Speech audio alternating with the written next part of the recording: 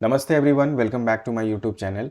IP class 12 का जो ये क्रैश कोर्स का मैंने सीरीज स्टार्ट किया है 10 डेज का, उसमें मैं आज आपके लिए लेके आया हूँ top 20 mostly asked, mostly important and mostly expected top 20 terminologies. ये टर्मिनोलॉजीज आपके आईपी क्लास 12 के जो चारों यूनिट्स हैं उससे मैंने पिक किए हैं और मैंने ये ऑब्जर्व किया है, मैंने ये नोटिस किया है कि ये जो टर्मिनोलॉजीज हैं इसके इर्द गिर्द क्वेश्चंस रहते हैं। तो ये डेफिनेटली ये सेशन भी आपके लिए बहुत हेल्पफुल होने वाला है। Purpose is what, minimum time में मिनिमम एफर्ट में maximum output, that means mission 70 out of 70। ये हमको चाहिए। इस बात पे लाइक कर दीजिए। साथ ही साथ वीडियो में पहली बार हैं तो सब्सक्राइब करना बनता है, और अगर आपने अभी तक सब्सक्राइब नहीं किया है तो ये ऐसा नहीं होना चाहिए। सब्सक्राइब आपको करना चाहिए क्योंकि कंटेंट बेस्ट है। दूसरी बात, लाइक और शेयर करना भी मत भूलिए, और अपने आसपास जितने भी मित्र यार दोस्त जो आईपी पढ़ना चाहते हैं उनके साथ इसको जरूर शेयर करिए, सो दैट नंबर बढ़ेगा, कॉन्फिडेंस बढ़ेगा, मॉरल बढ़ेगा और बेस्ट हम कर पाएंगे। चलिए सेशन स्टार्ट करते हैं, एक एक करके सारे टर्मिनोलॉजीज को डिस्कस करते हैं। सबसे पहले मैं बात करूंगा डेटा विजुअलाइजेशन की। नाउ डेटा विजुअलाइजेशन भी ऑल नो कि जो पहला आपका यूनिट है data handling and data visualisation. So data handling का मतलब होता है हैंडलिंग डेटा। हैंडलिंग डेटा मतलब लार्ज एंड कॉम्प्लेक्स डेटा को सिस्टमेटिकली हैंडल करना। अब खाली डेटा हैंडल करने से तो काम चलेगा नहीं, क्योंकि भाई डेटा स्टोर करने का क्या फायदा। किसी बिजनेस ऑर्गेनाइजेशन को डेटा को स्टोर करने का फायदा तब है जब वो उस डेटा में से वो उसको एनालिसिस करके कुछ पैटर्न को निकाले, कुछ वो उसका कंपैरिजन करे, ट्रेंड को फाइंड आउट करे कि क्या उसके बिजनेस के लिए बेहतर हो सकता है। सो डेटा विजुअलाइजेशन बेसिकली क्या है, अगर आप ऐसे देखोगे तो इसका मतलब है graphical representation of data. Graphical representation of data का मतलब हम बात कर रहे हैं किसकी, हमारे चार्ट की। लेकिन चार्ट बनाने का फायदा क्या है, चार्ट हम बनाते हैं डेटा को एनालाइज करने के लिए। अब डेटा क्या एनालाइज करोगे कि डेटा को, जितने भी लार्ज अमाउंट ऑफ डेटा है उनको अगर आप मैन्युअली फॉर्मूला लगा के अगर एनालिसिस करोगे तो बहुत टाइम लग जाएगा। लेकिन ग्राफिकली अगर किसी डेटा को आप रिप्रेजेंट कर देते हो तो एनालिसिस हमारी बहुत आसान हो जाती है। We can find largest smallest, and then जो ट्रेंड है, अगर आप लाइन चार्ट बनाओगे तो डेटा का ट्रेंड हमको समझ में आ जाता है। तो ओवरऑल ये पर्पस होता है डेटा विजुअलाइजेशन का, जो यहाँ पे लिखा है कि it is representing available data in form of picture, charts, graphs और maps to analyse data in different ways. कि डेटा का पैटर्न क्या है, डेटा का ट्रेंड क्या है, डेटा का कॉन्ट्रीब्यूशन क्या है या डेविएशंस क्या हो रहे हैं आपके डेटा में। So this is what all about your data visualisation. इन लाइनों को अपने दिमाग में डाल लीजिए। अगले पॉइंट में जाते हैं, that is plagiarism. Social impact का ये बहुत इंपॉर्टेंट टॉपिक है। अब प्लेगरिज्म क्या है, बेसिकली किसी की जो क्रिएटिविटी है उसको आप बिना बताए उससे ले लो या उसको कॉपी मार दो, और कॉपी मार के अपने नाम से लोगों के साथ में उसको शेयर कर दो। सो ये जो इलीगल एक्ट है ये बेसिकली प्लेगरिज्म होता है। नाउ ये कब लागू होगा, जब आप कॉपीराइटेड मटेरियल के साथ ऐसा करते हैं। अगर कोई मटेरियल फ्री है तब देन इट्स ओके, लेकिन फ्री मटेरियल भी अगर किसी ने बनाया है और आप उसको अपना नाम बना के अगर कर दोगे, that is again act of plagiarism. So it's not only about कि जो आईपीआर है या कॉपीराइटेड मटेरियल है सिर्फ उसके साथ, या जो पेटेंट है उसके साथ में। जो चीज फ्री है तो फ्री आपके लिए किस लिए होती है, इस्तेमाल करने के लिए। लेकिन अगर आप उसका बेनिफिट उठाना शुरू कर दें और अपने नाम से उसको पब्लिश करेंगे तो ऑब्वियसली आप बेनिफिट ले रहे हो। सो ये पूरा एक्ट किस में आ जाता है, आपके प्लेगरिज्म में। तो इसका मतलब है क्या, stealing. So it is an act of copying someone else work and content and publish और popularise it as your own work without giving credit to creator और without setting the source of information. तो ध्यान रखिए कि अगर आप कोई image ले रहे हो, कोई अगर वीडियो चला रहे हो, तो उसमें उसका बता दो कि ये किसके सौजन्य से है, किसके द्वारा है, कर्टसी किसका है, तो वो पूरा आपको प्रदर्शित करना जरूरी है। अब आपके जो क्वेश्चन पेपर है, प्लेगरिज्म को डिफाइन करने नहीं आएगा, एमसीक्यू दे देगा, कोई एक एक्टिविटी दे देगा कि राधा ने जो है एक एनसीईआरटी की बुक निकाली और उसके चैप्टर को कॉपी किया, कॉपी करने के बाद अपने नाम से बना के अपने दोस्त के साथ शेयर कर दिया उसकी हेल्प करने के लिए। तो ये क्या है, तो आप बोलोगे भैया प्लेगरिज्म है। तो ये सेकंड इंपॉर्टेंट टर्म है जो आपको बिल्कुल ध्यान में रखना है। Third, group by clause. अब ग्रुप बाई हमने कहाँ से लिया, हमारे एसक्यूएल से लिया। देखिए आपका जो आईपी का एसक्यूएल है बहुत ही बढ़िया है, क्योंकि इसमें फंक्शंस हैं और वो उसमें बहुत ज़्यादा वैरायटी नहीं है। आप उसके 4-5 राउंडिंग कर लोगे, 4-5 एग्जाम्पल्स एक एक फंक्शन के कर लोगे, मतलब डेफिनेटली आपका नंबर पक्का है। और ग्रुप बाई क्लॉज का एक या दो क्वेश्चन तो 100% है। एक होगा कि सिंटेक्स सही कर लो, और एक में क्वेश्चन आ जाएगा कि इसके लिए ग्रुपिंग करके दिखा दो। अब ग्रुप बाई का मतलब क्या है, मतलब ये है, मैं आपको एक बार एग्जाम्पल से बताता हूँ। तो अब आप यहाँ पे देखो, ये मेरा एक टेबल है स्टाफ के नाम से, ठीक है, आप देख पा रहे होगे यहाँ पे ये स्टाफ टेबल है। अब इस स्टाफ टेबल में देखिए उस स्टाफ का पूरा रिकॉर्ड है डिपार्टमेंट वाइज। अब आपसे अगर ये बोला जाए कि भैया इसका मेरे को पूरा हमारे पूरे स्टाफ का ओवरऑल सैलरी कितना जा रहा है, तो आप क्या करोगे, यहाँ पे सीधे सीधे एग्रीगेट फंक्शन लगा दोगे कि सेलेक्ट कर दो सम। किसका सम कर दो, तो सैलरी का सम कर दो। कौन से टेबल से, हमारे टेबल का नाम है स्टाफ। इसके बाद में एंटर किए तो देखिए 39,500 रुपये आपको टोटल बता दिया। अब आपसे ये सवाल किया जाए कि भैया डिपार्टमेंट के अकॉर्डिंग आप मेरे को बताओ कि हर एक डिपार्टमेंट में कितना सैलरी जा रहा है हर महीने में। तो अब आप क्या करोगे, वहां पर अगर आप लिखते हो सेलेक्ट, अब लिखते हो आप डिपार्टमेंट, कॉमा लगा के आपने दिया सम, फिर से हमने दे दिया क्या यहाँ पे सैलरी, ये सैलरी हो गई। मैंने टेबल का नाम दे दिया क्या यहाँ पे स्टाफ। क्या इतना लिखने से काम होगा, तो बिल्कुल नहीं होगा, क्योंकि ये बोलेगा कि अगर आप डिपार्टमेंट ले रहे हो और सम कर रहे हो तो आपको ये बताना पड़ेगा एसक्यूएल, क्योंकि भैया मैं डिपार्टमेंट के अकॉर्डिंग ग्रुपिंग कर रहा हूं। तो इसमें यहां पर आप लगा दोगे क्या, ग्रुप बाई क्लॉज, ठीक है ना। तो ये ग्रुप बाई लगाया और इसके बाद में मैंने यहाँ पे लिख दिया क्या, डिपार्टमेंट। सेमीकोलन डाल के जैसे ही आप एंटर करोगे, अब आप अपने सामने यहाँ पे स्क्रीन में देख सकते हो आपको क्या बता रहा है कि कंप्यूटर का 8200 जा रहा है, केमिस्ट्री का इतना जा रहा है, बायोलॉजी का 6900 जा रहा है, फिजिक्स जो है उसका 6800 जा रहा है। सो this is actually called what, group by clause. तो ग्रुप बाई का मतलब होता है ग्रुपिंग रिजल्ट्स, ठीक है ना, यूजिंग सेलेक्ट क्वेरी। और जब आप ग्रुपिंग करते हो तो you also involve this aggregate function, you can see this aggregate function, यहां पर ये इसका कोड लिखा हुआ है। सो ग्रुप बाई का मतलब है जेनरेटिंग, दूसरे तरीके से ये भी बोल सकते हो generating summary of given data, ये भी आप बोल सकते हो, या गिवन रिकॉर्ड्स। ऑलराइट, तो रिकॉर्ड्स का समरी बनाना है तो उसके लिए भी आप ग्रुप बाई क्लॉज यूज कर सकते हैं। सो ये इंपॉर्टेंट पॉइंट है। Next is what your histogram. What is this histogram actually. पहली बात तो ये कि हिस्टोग्राम एक टाइप ऑफ चार्ट है। ये जो टाइप ऑफ चार्ट है ये बेसिकली कंटिन्यूअस फॉर्म ऑफ जो डेटा रहते हैं उनकी फ्रीक्वेंसी, एक पर्टिकुलर रेंज में कोई पर्टिकुलर डेटा कितनी बार आया उसको मेजर करने के लिए हिस्टोग्राम बनाते हैं। It's a kind of bar chart, ठीक है ना, जिसका पर्पस क्या है, जैसे मैंने बोला कंटिन्यूअस न्यूमेरिकल डेटा को रिप्रेजेंट करना। Now visually interpret data in histogram, data points are represented using data intervals bins. ये इंटरवल क्या होता है ये मैं आपको समझा रहा हूं। और इसको बनाने के लिए आप क्या यूज करते हैं, हिस्ट फंक्शन। कौन से मॉड्यूल में है, आपके पाइप्लॉट मॉड्यूल में रहता है। अब देखिए यहां पर मैंने आपके लिए एक एग्जांपल लिया है। ये मेरे पास में मान लीजिए आप से फॉर एग्जांपल ग्रेड मतलब 2 साल या 1 साल से लेकर 5 साल या 1 साल से 20 साल के बच्चों का आपने मेजरमेंट किया कि कितने लोग जो हैं इंजेक्शन लग चुका है। तो मेरे पास एक स्मॉल डेटा है, ठीक है, 2 4 5 ये एज है, ये एज को रिप्रेजेंट कर रहा है। अब इसमें मेरे को जो है 1 से 5 साल, जैसे आप यहाँ पे देखो, मेरे को ये निकालना है कि 1 से 5 साल में कितने लोगों को टीका लगा, 6 से 10 साल में कितने लोगों को लगा, 11 से 15 साल में कितने लोगों को लगा, 16 से 20 साल में कितने लोगों को लगा। तो यहाँ पर ये मेरे पास अवेलेबल डेटा है और उस अवेलेबल डेटा का मैंने यहाँ पे रेंज के फॉर्म में फ्रीक्वेंसी काउंट किया कि 1 से 5 साल है तो 11 लोग हैं, तो 1 से 5 साल का 11 आ गया। फिर 6 से 10 ये किसको रिप्रेजेंट कर रहा है, 1 to 5 को। फिर 6 से 10 साल में कितने लोग हैं, तो 9 लोग हैं, तो यहाँ पे ये क्या हो गया, 6 to 10 हो गया। फिर 11 to 15 में कितने हैं, 5 है। फिर 16 to 20 भी कितने हैं, 5 हैं, तो ये 11 to 15 हो गया, ये 15 to 20 हो गया। तो ये मेरा क्या रेडी हो गया, यहाँ पे हिस्टोग्राम रेडी हो गया। सो दिस इज एक्चुअली व्हाट, कि गिवन रेंज में कितनी फ्रीक्वेंसी आपके पर्टिकुलर डेटा की आ रही है। सो this is the purpose of what your histogram, जो मैंने यहाँ पर आपको बताया। अब हम आगे बढ़ते हैं और डिस्कस करेंगे हमारे नेक्स्ट पॉइंट को, that is our Boolean indexing. Alright, now Boolean indexing is again very important part of pandas. And pandas में भी जब आप डेटा फ्रेम का इस्तेमाल करते हैं, नाउ डेटा फ्रेम जब आप इस्तेमाल करते हैं, वी ऑल नो दैट कि डेटा फ्रेम जो रहता है उसमें जो भी डेटा प्रेजेंट करते हो वो टेबुलर फॉर्मेट में होता है, मतलब रो एंड कॉलम के फॉर्म में, राइट। जैसे 0 1 2, दिस इज 0 1 2।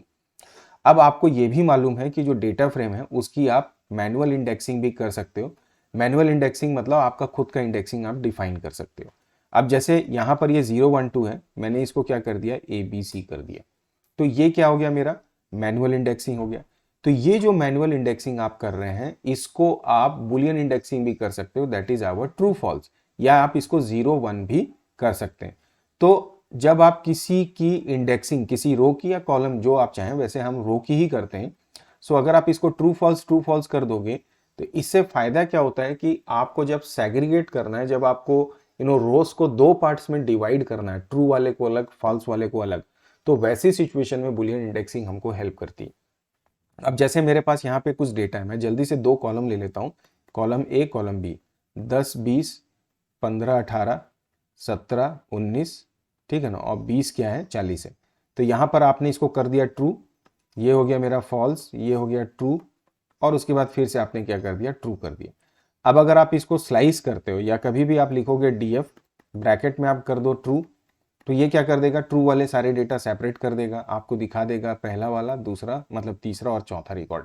और इसी तरह से डीएफ फॉल्स करोगे तो वो उनको दिखा देगा। तो so the boolean indexing is what, it refers to boolean values, जैसे मैंने आपको बोला, which can be use for indexing of data frame.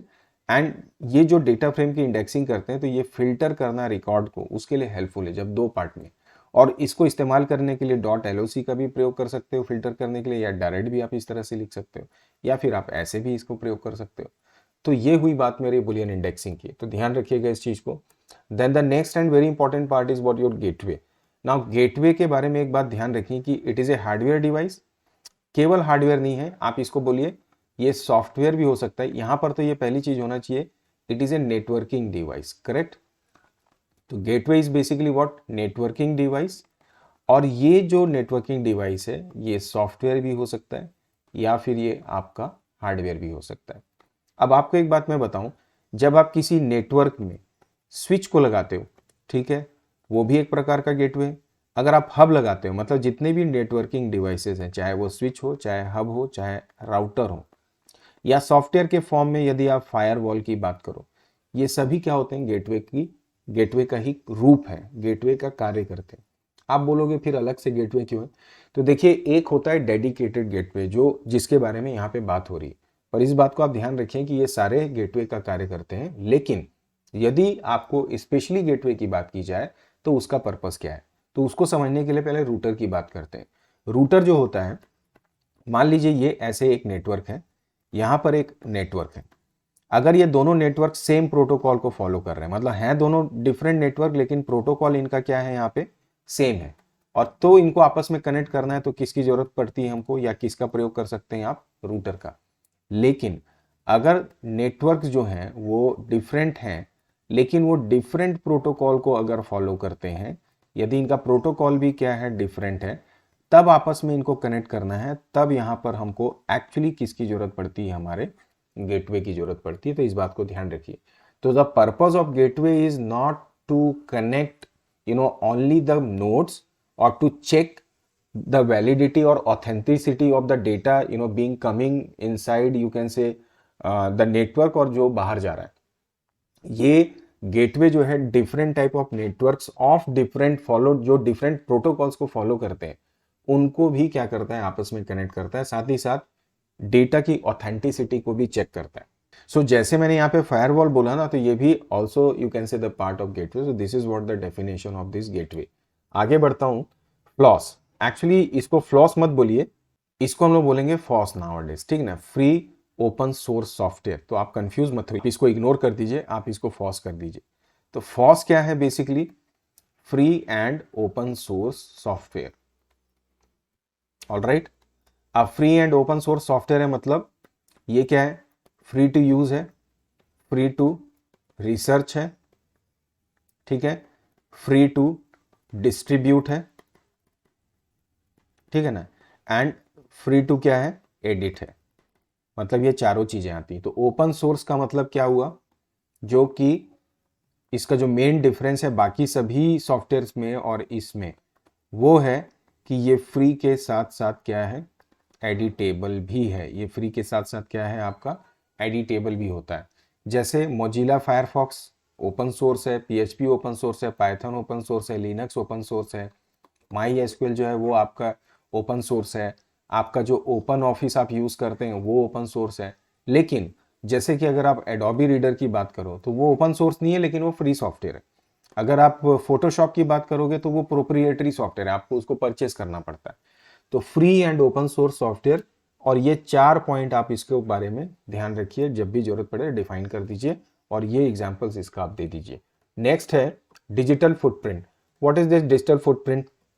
हम सभी जानते हैं इंटरनेट में आप कोई भी एक्टिविटी करो, चाहे आप सोशल मीडिया यूज करो, चाहे आप कोई ऑनलाइन क्लास करो, ठीक है ना, इसको मैं थोड़ा ठीक से लिख दूं, आप ऑनलाइन क्लास करो, मतलब एनी एक्टिविटी, किसी भी प्रकार की एक्टिविटी अगर आपने इंटरनेट में की तो उसका जो डेटा का ट्रेल है, मतलब जो भी एक्टिविटी से रिलेटेड डेटा है, जब आप उसको क्लोज कर देते हैं, जो आप लीव करते हैं, तो data trail left behind after the activity, ठीक है ना, over the internet is actually stored in form of your footprint. कहाँ स्टोर हो जाता है?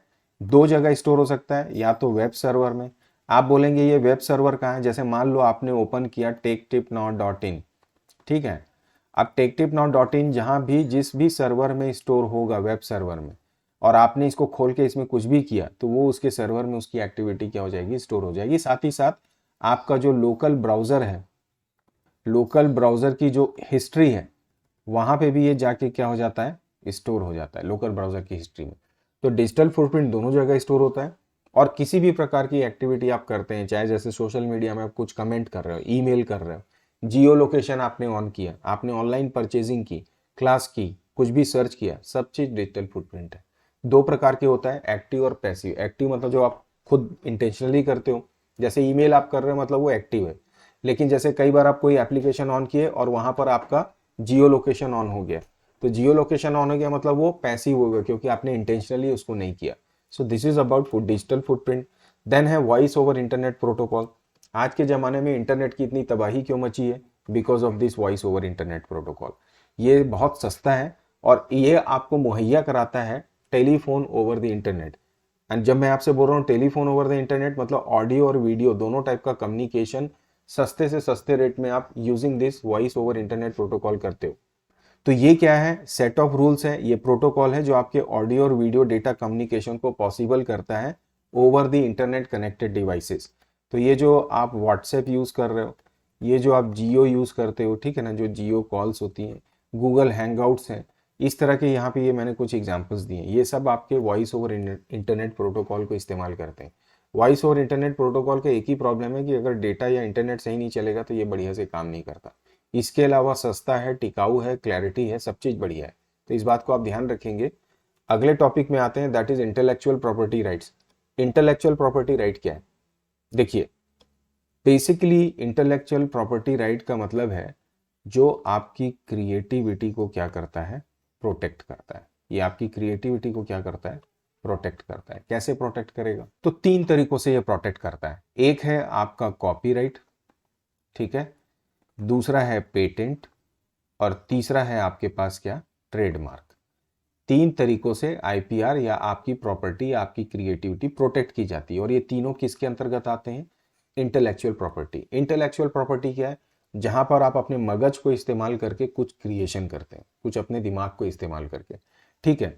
तो कोई भी इंफॉर्मेशन है, कोई इन्वेंशन है, कोई रिसर्च है, आर्ट वर्क है, या इस तरह का कोई भी क्रिएटिविटी है, सॉफ्टवेयर बनाना है या वेबसाइट बनाना है, ये सब चीज का इंटेलेक्चुअल प्रॉपर्टी आ जाएगा, ठीक है। मूवी बना रहे हैं, साउंड बना रहे हैं, म्यूजिक बना रहे हैं, सब चीज। तो कॉपीराइट में क्या आएगा? जो बेसिकली आपके क्रिएशन से, जैसे म्यूजिक, गाना बजाना, ये सब डिजाइनिंग पार्ट जितना भी है वो कॉपीराइट में है। पेटेंट क्या है? टेक्निकली कोई इन्वेंशन आपकी, अब आपने मोटरसाइकिल का इंजन है, उसमें कुछ नया इजाद कर दिया, तो वो क्या हो गया? आप पेटेंट ले सकते हो। ट्रेडमार्क क्या है? तो जो लोगो बनाते हो, कोई मार्क बनाते हो, सिंबल बनाते हो, किसी भी इंडिया, जैसे इंडिया का रुपीस का जो सिंबल है वो इसका इंडिया का पेटेंट है, वो ट्रेडमार्क है। अब वो डॉलर का जो सिंबल है वो किसी और कंट्री का है, ठीक है, तो वो ट्रेडमार्क में आ जाता है। तो ये तीनों को प्रोटेक्ट करना, इस तरह से हर एक प्रकार की क्रिएटिविटी को प्रोटेक्ट करना, ताकि जो क्रिएटर है उसको बेनिफिट मिल सके, उसको वो फाइनेंशियल बेनिफिट ले सके, वो डिसाइड कर सके कि मेरी जो प्रॉपर्टी वो किसको देनी है, किसको नहीं देनी है। साथ ही साथ वो खुद और मोटिवेट हो सके कि हाँ भाई, मेरी क्रिएटिविटी से मेरे को फायदा हो रहा है, तो मैं और बेहतर कार्य कर सकूँ। So all these are what intellectual property rights. Then the next is what your aggregate function. We all know that, अभी जब मैंने आपको ग्रुप बाय क्लॉज बताया तो वहां पर हम एग्रीगेट फंक्शन यूज करते हैं। एग्रीगेट फंक्शन को हम बोलते हैं मल्टीपल रो फंक्शन। आपके पास जितने भी रिकॉर्ड्स होते हैं, जैसे अभी आपको मैंने माई एसक्यूएल में बताया, यहाँ पर आप देखिए, मैंने जब सेलेक्ट स्टार किया, देखिए ये सारे रिकॉर्ड्स आ गए। अब आपको एग्रीगेट करके इसका पूरा सम चाहिए या काउंट करना है या जो भी फंक्शन इस्तेमाल करना है। तो मैंने क्या किया, यहाँ पे select sum salary from staff किया, तो देखिए ये एग्रीगेट आंसर कर दिया आपको 39,500। तो यहाँ पर आप देखो कि मल्टीपल रो है, उनको ऑपरेट करके आपको एक सिंगल आंसर दे रहा है। So that is the purpose of your aggregate function. ये बात को ध्यान रखिए। और इसमें कितने फंक्शंस हैं, सम है, एवरेज है, काउंट है, मैक्स है, मिन है। सम टोटल, ये एवरेज वैल्यू, ये काउंट मतलब total number of records, maximum मतलब लार्जेस्ट वैल्यू, मिनिमम मतलब स्मॉलेस्ट वैल्यू। ये 5 फंक्शन इसमें आते हैं, आप इससे परिचित भी होंगे। मैं आगे बढ़ता हूँ, रूटर की बात करता हूँ। राउटर अगेन, जैसे मैंने गेटवे की बात की, तो रूटर में एक बात ध्यान रखिए, जैसे मैंने वहां पे भी एक्सप्लेन किया कि the basic purpose of router is what, connecting different networks, but जिनके प्रोटोकॉल क्या रहते हैं, सेम होते हैं। जिनका सेम प्रोटोकॉल होता है डिफरेंट नेटवर्क्स का, उनको अगर आपस में कनेक्ट करना है तो हम उसके लिए किसका इस्तेमाल करते हैं, यहाँ पे राउटर का इस्तेमाल करते हैं। बट रूटर का, जैसा इसका नाम है, इसका एक पर्पज और है कि जैसे ये दो नोड्स हैं, इनके बीच में डेटा जब आप ट्रांसमिट करते हैं तो रूटर क्या करता है, इसमें से जो बेस्ट पाथ है उसको एनालाइज करेगा, फिर उसी में वो क्या करता है, उन डेटा बंडल्स को भेजता है। एनालिसिस का मतलब सबसे शॉर्टेस्ट कौन सा है, जो कौन सा ऐसा पाथ है जो फ्री है, जहां से जल्दी हमारा डेटा पहुंच सकता है। तो ये एफिशिएंट पाथ को सर्च करता है और उसमें से डेटा को भेजता है। दूसरी बात, रूटर ये भी देखता है कि अगर कोई पाथ डिस्टर्ब हो गया तो इमीडिएटली उसके पाथ को ट्रांसफर करके दूसरे रूट में सेंड कर देता है। इसलिए रूटर जो है, it ensures the packets are travelling the most efficient part to the destination. दूसरा, it is responsible for receiving, analysing and moving incoming data packets. These are the purpose. और जो मैंने शुरू में बताया, it connects different type of networks of same protocol. और ये best suitable किसके लिए रहता है, वाइड एरिया। आजकल रूटर जो होता है उसी को एज ए मॉडेम भी इस्तेमाल करते हैं। तो आजकल जो आप अपने कंप्यूटर में कनेक्ट करते हो ना मॉडेम, इसमें ऐसा निकला रहता है, ये बेसिकली रूटर ही बोलते हैं इसको, बट एक्चुअली ये मॉडेम है, मतलब मॉडेम इसमें इनबिल्ट होता है। सो ये सब रूटर है गया। हम आगे बढ़ते हैं, मैटप्लॉटलिब को देखते हैं। This is again very important. Matplotlib एक लाइब्रेरी है जिसके द्वारा आप चार्ट एंड ग्राफ बनाते हैं। मैटप्लॉटलिब के अंदर आप जो मॉड्यूल इस्तेमाल करते हैं, इसको इंटरफेस भी बोलते हैं लोग बाग, पाईप्लॉट। अगर आप इसको प्रयोग करना चाहते हैं तो आप क्या लिखते हैं, import matplotlib.pyplot as what your plt। फिर इसके बाद आप, सॉरी इसको यहाँ सेमी कॉलन नहीं है, फिर आप इसको क्या कर सकते हैं, इस्तेमाल कर सकते हैं। Then the next is what your slicing. Again it is very important. Slicing का मतलब होता है generating subset, extracting subset of data from given series data, not only series, from, इसको बोलिए गिवन डेटा स्ट्रक्चर। अगर सीरीज है तो series return होगा, अगर डेटा फ्रेम है तो डेटा फ्रेम रिटर्न होगा, अगर लिस्ट है तो लिस्ट रिटर्न होगा। क्लियर। अब स्लाइसिंग जो है वो दो तरीके से हो सकती है, या तो वो डिफॉल्ट इंडेक्स का इस्तेमाल करके होगी, है ना, डिफॉल्ट इंडेक्स ले सकते हो, या फिर आपका जो लेबल्स होता है, लेबल्स का इस्तेमाल। अब लेबल कहाँ होता है, आपके सीरीज में होता है। आपका लेबल किस में होता है, डेटा फ्रेम में होता है, ठीक है। लेकिन सीरीज में आप लेबल इस्तेमाल नहीं कर सकते। सीरीज में क्या इस्तेमाल करते हैं, डिफॉल्ट इंडेक्स। लिस्ट में क्या इस्तेमाल करते हैं, डिफॉल्ट इंडेक्स। डेटा फ्रेम में क्या, सॉरी टपल्स में आप क्या इस्तेमाल करते हैं स्लाइसिंग के लिए, डिफॉल्ट इंडेक्स। तो स्लाइसिंग का मतलब है, जैसे क्वेरी होती है एसक्यूएल में कि गिवन सेट है, उसमें से कुछ पर्टिकुलर डेटा को फिल्टर करना, स्लाइसिंग वही काम करता है। लेकिन स्लाइसिंग क्या करता है, आपको कंटिन्यूअस डेटा देता है, ठीक है, कंटिन्यूअस रेंज ऑफ डेटा, या एक पर्टिकुलर इंटरवल पे। ऐसा नहीं कि पहला, तीसरा और 10वां दे देगा, नहीं, पहला, तीसरा, 5वां देगा, या 1 2 3 4 ऐसे सीक्वेंस में डेटा को रिटर्न करता है। That is your slicing. अब से फॉर एग्जाम्पल आपके पास एक सीरीज है। अब सीरीज जो है, मैं यहाँ पे इसका रिप्रेजेंटेशन कर देता हूँ, ABCD 10 20 30 40, ठीक है, ये इसका लेबल है।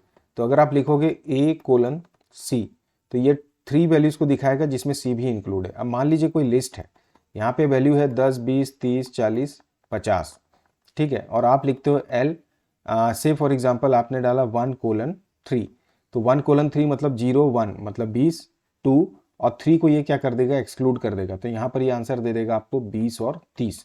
तो ये भी क्या हुआ, एक प्रकार की स्लाइसिंग हुई। सो this is called your slicing. आगे बढ़ते हैं, fishing. What is your fishing actually, ये सोशल इंपैक्ट में आता है, साइबर क्राइम में आता है ना। साइबर क्राइम में बेसिकली क्या है, फिशिंग का मतलब रहता है कि भाई आपके पास फोन कॉल आया कि भैया आपका ATM जो है वो एक्सपायरी हो रहा है, उसको एक्टिवेट करना, पिन नंबर दे दो। तो ये हुआ एक तरीका। इसी तरह से आपके पास ईमेल आएगी, ईमेल में लिखा रहेगा, ऐड दिया कि भैया इसको क्लिक करो और अपना विजेता बन जाओ, तो वो भी क्या है, एक फिशिंग का तरीका है। टेक्स्ट मैसेजेस आते हैं किसी चीज़ को रिनीव करने के। तो तीनों तरीके से जब आपकी पर्सनल और सेंसिटिव डेटा को प्राप्त करने की इलीगल तरीके से कोशिश की जाती है आपको नुकसान पहुंचाने की, so that is what you are phishing actually. So it is a practice of attempting to acquire sensitive and personal information from individuals by misleading information through emails or website over the internet. So मैंने आप सबसे ज़्यादा तो आपका email ही इस्तेमाल होता है, लेकिन टेक्स्ट मैसेजेस भी हो सकते हैं और कॉल्स भी हो सकते हैं, इस बात को आप ध्यान रखिएगा। सो दिस इज फिशिंग।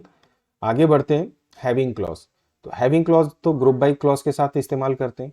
तो जैसे मैंने आपको बताया कि एक टेबल है, इसमें ये सारे रिकॉर्ड्स को आपने क्या किया, ग्रुप बाई लगाया, यहाँ पे आपने ग्रुप बाई लगाया तो इसने जनरेट किया 4 रिकॉर्ड्स। अब इन 4 रिकॉर्ड्स को फर्दर फिल्टर करना है आपको, तो यहाँ पर हैविंग लगता है, ठीक है।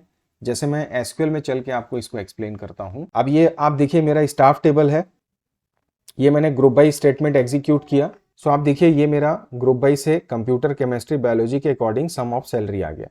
अब अगर यहाँ पर आप चाहते हैं कि भैया जो सम ऑफ सैलरी है अगर वो हमारी 7,000 से ज़्यादा है तभी आप उसको डिस्प्ले करो, तो मैं यहाँ पे लगाऊंगा हैविंग, मैं दूंगा सम ऑफ सैलरी और यहाँ पे लिख दूंगा it should be greater than what 7,000, semicolon डाल के एंटर करूंगा। तो अब देखिए ये फर्दर रिकॉर्ड को इसने फिल्टर किया और केवल कंप्यूटर केमिस्ट्री आपको दिखा रहा है। So that is the purpose of having. तो हैविंग को सिर्फ ग्रुप बाई के साथ इस्तेमाल करते हैं और हैविंग में आप एग्रीगेट फंक्शन इस्तेमाल कर सकते हैं। साथ ही साथ ग्रुप बाई को पोस्ट फिल्टर भी बोला जाता है, मतलब ग्रुप बाई के द्वारा जो जनरेट होता है रिजल्ट सेट उसको फर्दर फिल्टर करना है तो हैविंग क्लॉज का इस्तेमाल करते हैं। यहाँ पर ये एग्जाम्पल जो मैंने अभी आपको बताया और ये एग्जाम्पल लिख सकते हैं और ये हैविंग को आप समझ सकते हैं। आगे बढ़ते हैं, डेटा फ्रेम को देखते हैं। डेटा फ्रेम बहुत इंपॉर्टेंट आपके टॉपिक का आपके सब्जेक्ट का टॉपिक है। और ये क्या है, डेटा फ्रेम पाइथन पैंडास में इसको हम लोग बोलते हैं 2 डायमेंशनल डेटा स्ट्रक्चर, जो कि साइज और वैल्यू म्यूटेबल होता है, मतलब इसके साइज और वैल्यू को किसी भी पॉइंट ऑफ टाइम में आप चेंज कर सकते हैं। इसमें अलग अलग प्रकार के डेटा स्टोर किए जा सकते हैं। ये 2 इंडेक्स को मैनेज करता है, एक रो को और एक कॉलम को, और दूसरा डेटा जो है टेबल के फॉर्म में रिप्रेजेंट होते हैं। जैसे ये 3 कॉलम है, ये रो हो गई, ये दोनों इंडेक्सिंग हो गई, 10A 1.2 different type of data आ गए। अब इसमें आप किसी भी टाइम पे कॉलम नंबर डी को भी जोड़ सकते हो, रो नंबर 4 को भी जोड़ सकते हो, इसकी वैल्यू को चेंज करके 100 भी कर सकते हो। तो ये सब आपके डेटा फ्रेम में आ जाता है। मैं आगे बढ़ूंगा। पैंडास, पैंडास क्या है, ये बेसिकली पाइथन की लाइब्रेरी है जो कि डेटा हैंडलिंग के लिए इस्तेमाल की जाती है, मतलब लार्ज एंड कॉम्प्लेक्स डेटा को मैनेज करना और उसको एनालाइज करने के लिए ये लाइब्रेरी पाइथन में बनाई गई है। तो आज के ज़माने में जो डेटा साइंस का आप बात करते हैं उसमें one of the most important and useful library is what your Python pandas, ये इसके पॉपुलर होने का कारण है। दूसरा इसका जो फुल फॉर्म है that is panel data system. Pandas जो है, जैसे मैंने आपको बोला, इसमें 3 डेटा स्ट्रक्चर होते हैं, एक पैनल, एक होता है आपका डेटा फ्रेम और एक होता है हमारा सीरीज। सीरीज हो गया 1D, ये हो गया 2D, ये हो गया 3D, लेकिन पैनल को हम यहाँ पे कोर्स में डिस्कस नहीं करते हैं। So that is the full form of pandas, इस बात को ध्यान रखिए। और इसको जिन्होंने बनाया था दैट वाज वेस मैकिन्नी, एमसीक्यू के लिए भी इसका ध्यान रखेंगे। सो this is something about pandas. आगे बढ़ेंगे, लीजेंड को डिस्कस करेंगे। What is this legend? तो जब आप चार्ट बनाते हैं किसी भी प्रकार का, तो इस चार्ट में आप देखिएगा बाय डिफॉल्ट इस तरफ में एक कॉर्नर में एक सिंबल आता है, मतलब एक स्क्वायर्स में एक इंफॉर्मेटिव छोटा सा बॉक्स रहता है जहाँ पे ये जो सिंबल्स आप जो बार या डेटा सीरीज आप बनाते हैं उसकी जानकारी दी हुई होती है। इसी को हम लोग क्या बोलते हैं, लीजेंड बोलते हैं। तो ये basically gives the small text description about the each data series, इस बात को ध्यान रखिए। और अगर आप पाई प्लॉट में हैं तो अगर आप इसका इस्तेमाल करना चाहते हैं, डिस्प्ले करना चाहते हैं, plt.legend आप कर दीजिए। और जब आप लीजेंड करते हैं तो इसके अंदर कोई मैसेज नहीं देते, एक्चुअली आप लिखते हैं plt.legend ब्रैकेट, या ज़्यादा से ज़्यादा इसका लोकेशन आपको चेंज करना है तो हम लिख सकते हैं लीजेंड और ब्रैकेट में जाके LOC इक्वल टू पोजीशन 2 दे देंगे। तो आई गेस ये सेकंड पोजीशन यहाँ आएगी, थर्ड पोजीशन यहाँ, फोर्थ पोजीशन यहाँ। दिस इज 1 2 3 4, हो सकता है मैं गलत हूँ, एक बार आप करेक्ट कर लेंगे। तो लास्ट में आ जाते हैं हम URL पे। What is this URL actually? That is your uniform resource locator. तो आप इसके डिफरेंट पार्ट्स को ध्यान रखिए। इसको हम प्रोटोकॉल बोलते हैं। ये जो रहता है ये आपका डोमेन नेम हो गया, और ये हो गया हमारा एग्जैक्ट फाइल लोकेशन। तो यूआरएल बेसिकली क्या है, देखिए एक बात होती है वेबसाइट एड्रेस, तो वेबसाइट का एड्रेस तो ये है, ये जो बीच में लिखा है www.techtipnow.in, लेकिन यूआरएल किसको बोलते हैं, कंप्लीट यूआरएल बोलते हैं एक्चुअली। तो यूआरएल में एग्जैक्टली आपको किसी एग्जैक्ट जिस वेबसाइट के पेज पे पहुंचना है वहीं पर आपको पहुंचाएगा, इसलिए ये जो कंप्लीट एड्रेस है ना ये एग्जैक्टली यूआरएल है। लेकिन अगर आप कोई वेबसाइट को लिखते हैं https:// के साथ वेबसाइट का नाम, that is also considered as URL. और केवल अगर आप इसको देखो तो ये वेबसाइट का एड्रेस है, या इसको अपन डोमेन नेम भी बोलते हैं, वेबसाइट डोमेन भी बोल सकते हैं, ऑलराइट, जिसके खुद के 3 पार्ट्स हैं। तो 3 कंपोनेंट्स हैं, protocol, names and location. URL में 3 कंपोनेंट्स होते हैं, और ये क्या करता है, किसी एक पर्टिकुलर वेबसाइट को लोकेट करने में आपकी हेल्प करता है, ये उसका एक यूनिक एड्रेस होता है। So overall, this is how we all can understand top 20 most important and mostly asked and mostly you can say expected terminologies of your IP class 12, जो हमेशा पिछले भी जितने भी पेपर्स हुए होंगे आईपी के, उसमें आप देख लीजिए इनसे रिलेटेड क्वेश्चंस होते हैं। तो अगर आप ये वीडियो देख रहे हैं ना तो प्लीज़ इसको ज़रूर देख लीजिएगा। वीडियो पसंद आए, आज का सेशन हम क्लोज करेंगे यहाँ पे, बट सेशन क्लोज करने से पहले यदि वीडियो पसंद आए ना तो लाइक करिए, शेयर करिए और सब्सक्राइब प्लीज़ कर दीजिएगा। So bye bye and take care.